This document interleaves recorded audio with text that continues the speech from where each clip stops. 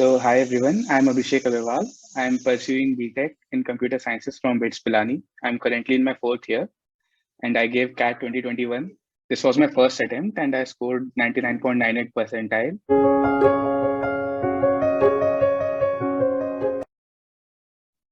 So my decision to take CAT was decided somewhere around January of 2021 itself.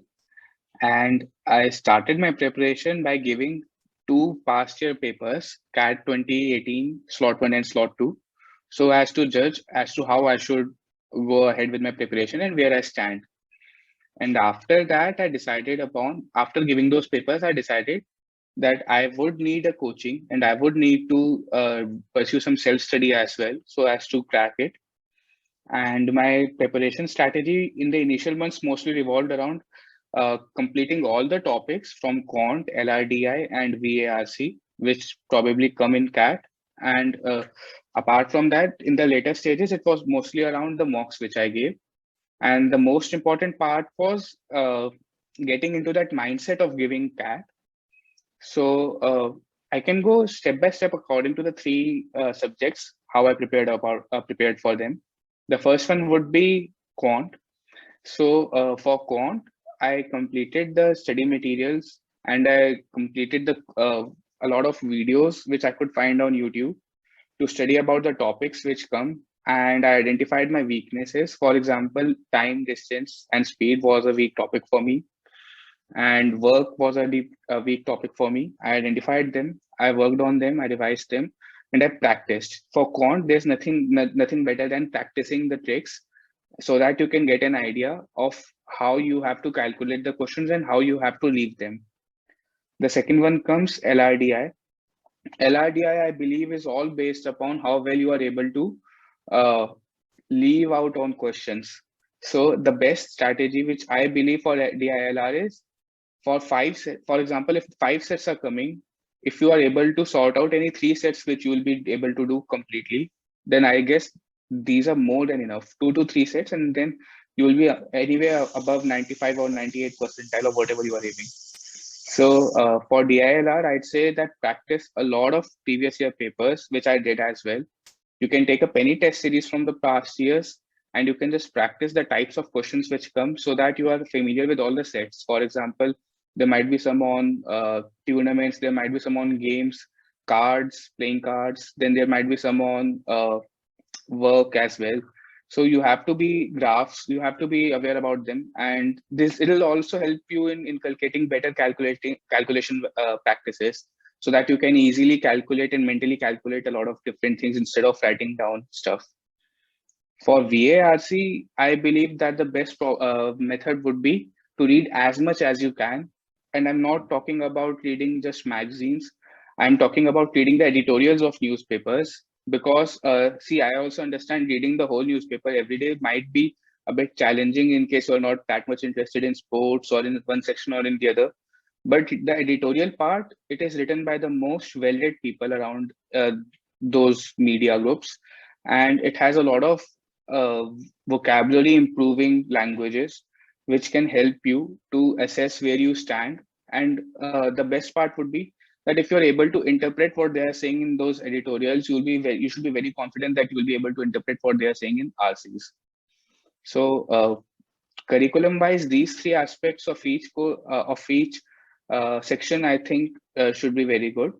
And the most important thing comes out to be your mindset during the paper.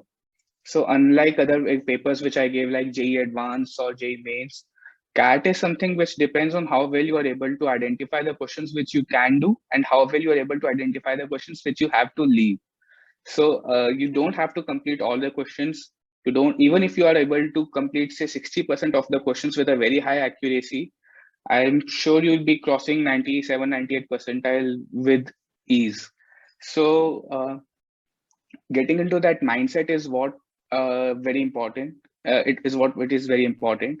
Being able to leave out questions and moving on and not wasting time on it. And I think this you can get only through giving a lot of mocks. So yeah, in the last 2, 3 months, my whole preparation was based around giving as many mocks as I could from as many sources as I could, and then analyzing them, analyzing where I was going wrong, both subject wise, section wise, course wise and topic wise. So yeah, this is the basic thing which I think everybody should know.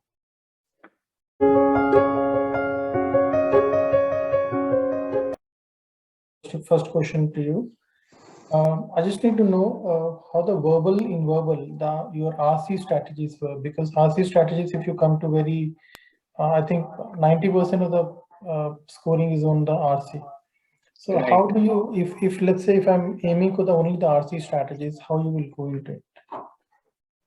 So for RC, I believe that the reading part helped me a lot. In one thing which I'd like to say again for the editorials, that it helped me to get at least an idea of what the RCs were all about. See, there are a lot of RCs. There might be some situations in which there are 3 RCs given and you are not able to understand 2 of them by gazing through them. So I believe that even if you are able to extract some basic information out of it, you should go for it. And then the most important thing is when you cross a paragraph, as soon as you read, so each RC is mostly made of 3 or 4 paragraphs. As soon as you cross a paragraph, it's very important that you stop for a moment there, spend 30 seconds or 40 seconds in analyzing what is written in that paragraph in such a way that when you go to the questions, you are very confident where it might lie in that whole RC. So you don't have to read through that RC again and again, again and again, just to find an answer to your question.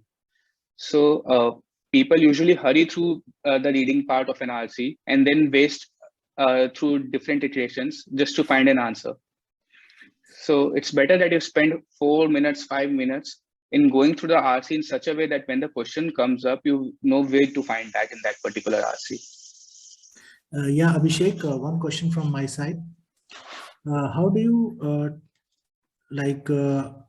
any strategies on quant? And it is said that you need to pick and choose the questions that are easy and a comfort zone. Is this you want to give some strategies and how to pick up the easy and comfortable easy questions? Yeah. So the thing which I used to do was there is an option in the final paper as well, in the mocks as well, where you can flag a question or mark it for review. So what you can do is once you should start from the first question in itself, and at least by the time you're giving the CAT, you get an idea that, okay, this topic might be a dicey or this topic might have a calculation intensive question. So when you're going through the paper, go question wise, and as soon as you feel that you are stuck at a question for more than 30 seconds, or as soon as you feel this question I might not be able to do, you can easily mark it for review and skip it for the time being, and then come back to it after some time. So in this way, and there are some questions which are which are visibly very difficult. Like you can just look at them and you can realize that this might involve a lot of calculation. For example, the sampling of liquid ones. So for those type of questions, you can even skip them for the time being. No need to mark them. So if there are say 22 questions or 26 questions in Quant, out of 26, if you are able to do 13 questions in the first run and then 3 or 4 questions in the second run, then that would be more than enough. Okay. And what about para jumbles and para summary? How did you tackle these questions? Yes. So for para jumbles and para summary, after giving a lot of mocks, I had realized that there are 2 kinds of ways in which people approach the VARC section. That's very student dependent. The first one could be that you first complete all the RCs and then you complete the VA part. But for me, I found that completing through the VA part first and then going on to the RCs were more suitable, because I felt a sense of confidence that at least I've done 7, 8 questions out of the whole VARC section. So for para jumbles and para summaries, I used to go for the summary parts first, wherein again, I used to treat it as a single RC question. I'll go through the summary, the RC, the paragraph given, and then I'd keep the keywords in my mind. It's very important that you keep the keywords, because if you can see through the past year papers as well, many a times options are very similar. It's all about a keyword where they might go wrong. So yeah, that's for para summary. And for para jumbles, I think you should try to weave up a story.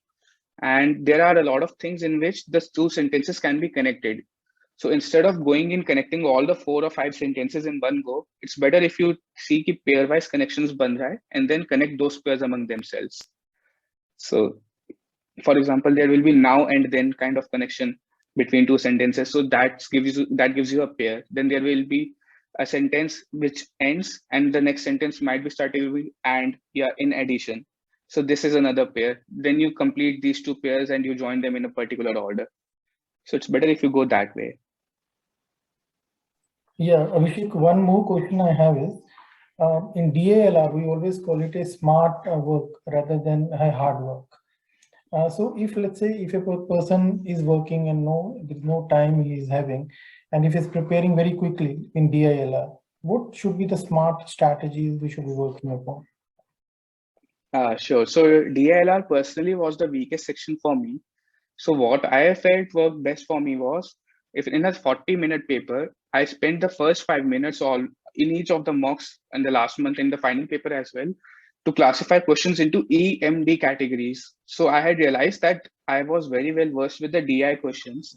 So I'd go through the sets and filter out the DI sets in my E category. Then I'd add, this way I'll add maybe one or two sets in that E category, maybe one or two sets in M category, and the remaining ones in D. So in that way, you have to train your mind that you don't even look at the D category unless your E and M categories are done. That's one thing. And to attain this kind of filtering mentality, I think it's very important that you again give a lot of uh, tests, a lot of practice of different kinds of papers, because in DILR it's all about the type of set. It can be games tournament, it can be arrangement, it can be PNC. So as many sets as you can give, you will be able to find again key this set may I have strength and this set may I have some weaknesses.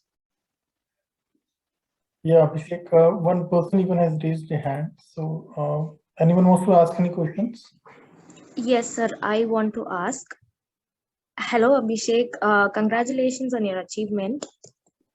Thank you. Can you please tell us how did the second part of the journey look like? Like after your results, how did you convert your calls and how did it go? So I had applied for IIM Ahmedabad, Bangalore, and Calcutta during my form filling session. And I have fortunately received the calls from all the three colleges for their interview processes. And I have my Bangalore interview in the coming week.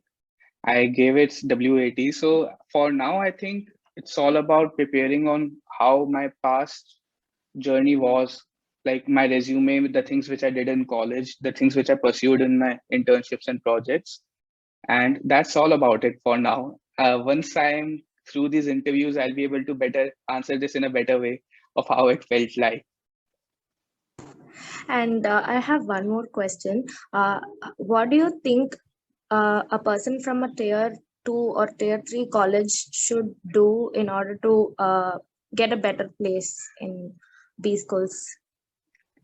So the beauty of CAT exam and the beauty of this whole admission process is that it doesn't matter from which tier of school you belong to. So if you see their admission criteria, there is really no kind of filter of which kind of school you belong to. It's all about how well enough are you able to first score in CAT, second, how well enough are you able to defend your grades in 10th, 12th, and your undergraduation, and how well enough are you able to present yourself in your personal interview. And it's not like, if you see the kind of class which goes to these IIM schools, you will really realize that it's a very diverse cohort. So in that way, I think that being from a tier 2 or tier 3 school doesn't even matter. Okay. Thank you so much, Abhishek. Thank you. Yeah, Abhishek, one more from me. CAT is a marathon. You have a 1-year marathon. So motivation comes as a very big hurdle. So many of the times you will feel depressed. Many of the times you feel you will not be able to do it. So what was your mantra? What was your mantra to, carry on that marathon? So for me, there were two aspects which helped me go through this marathon. There were, of course, a lot of times when there might be a point of time when you have been scoring very well in mocks and then your score drops suddenly in a third one. And then it streaks continue for the next 4-5 mocks where you are performing very bad. At that kind of time, or when you are feeling exhausted, you feel like there's no point in continuing with this preparation. Two things helped me out in this way.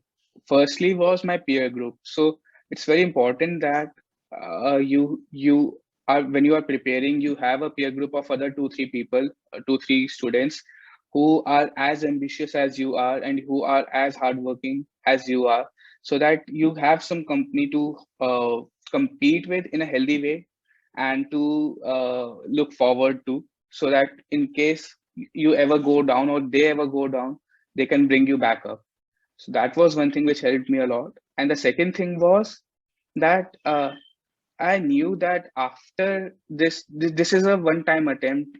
I took it as a one-time attempt, that after November 29th or 28th, whatever the date of CAT was, it will be a make or break thing for me, because the whole journey, it's very beautiful, and it's not just about understanding DILR, Quant or VARC. It's about creating that kind of mentality that you can accept things and you can let go of things, just like you can accept the sets and you can let go of the sets in DILR and Quant. So if you take it in that way, then it's a very doable job. So yes, I think Anant has raised his hand. Yeah. Hi Abhishek, my query was regarding the overall CAT preparation.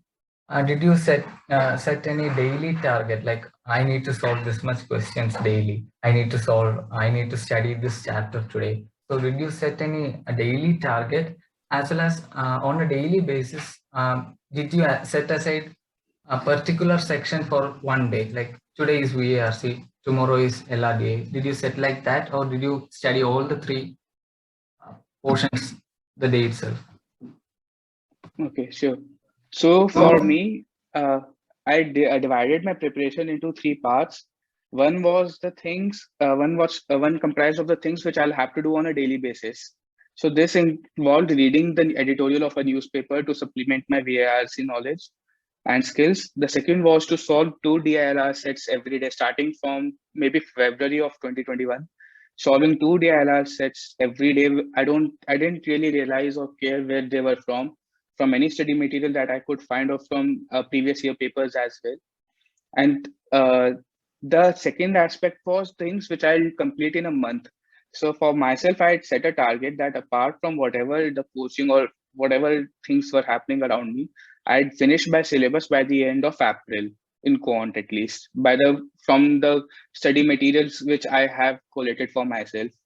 So from February mid to April, I completed all the Quant syllabus by myself and with the help of my coaching as well. And then I split it down month wise. Like there were say 10 topics, so I split them in 3-3-3, 3-3-4, and then I split those 3 topics among the month as well.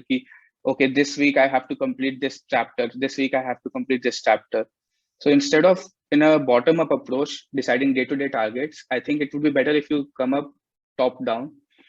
And for DILR, the third leg was that my DILR was pretty weak. So I spent the next time from April till July in furnishing upon my DILR skills through giving a lot of tests from wherever I could find them online and solving a lot of sets. Some 300-400 sets I solved within those next 2-3 months. And yeah, that was my strategy.